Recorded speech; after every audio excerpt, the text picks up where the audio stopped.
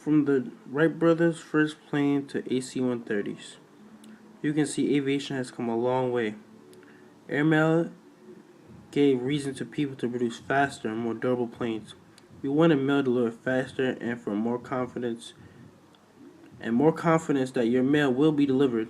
This dawned the age of higher performance aircrafts. The sky was the limit at this point. The first airmail flight was from Washington to Philly. The pilot was Leroy Bowley. He got lost and landed 24 miles after he took off. This is when there was no instruments. The first successful flight was in February 22nd, 1921. An airmail plane flew from San Francisco to New York. This is a giant leap for the advancement of airmail service. A new breed of planes were beginning to be used, the Curtiss TN-4H.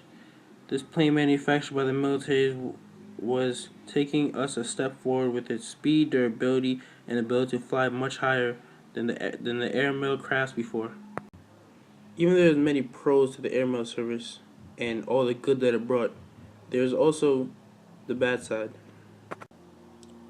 The airmail service took another leap forward, not only for airmail, but for aviation in general. They started producing radars for weather. This allowed pilots to know where the weather is. Weather was the cause of many casualties and crashes and emergency landings around this time. The biggest problem for these pioneers ran into was weather. Pilots didn't have any instruments up until Doolittle, so they would have difficulties flying through poor visibility. Pilots had open cockpits, so they had to endure low outside temperatures while moving at a fast speed. All these setbacks and problems is what shaped our current aviation today. Instruments were created, closed cockpits, better engines, and navigational systems were all enhanced. Aviation started to become much safer, which made people feel safe enough to put passengers on a plane. All this started a new age of commercial aviation.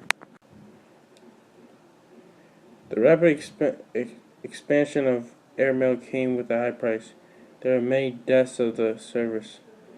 These early aviators had no maps, their engines were not reliable, and there was no weather reporting systems at the time, so it was easy for pilots to perish. Having no maps was really a terrible thing. These aviators had to follow things like railroads to help them reach their destination.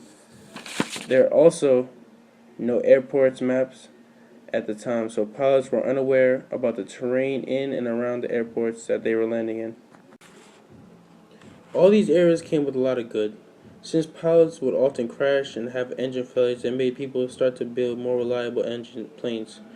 The fact that pilots used to run into weather problems is part of the reason why we have AWOS and ATIS today. Also, the fact that pilots would often get lost. That is part of the reason Doolittle was influenced to put instruments in the airplane. As you can see, modern airmail has come a long way. Because of all the errors, mistakes, we now have a much safer and reliable airmail system.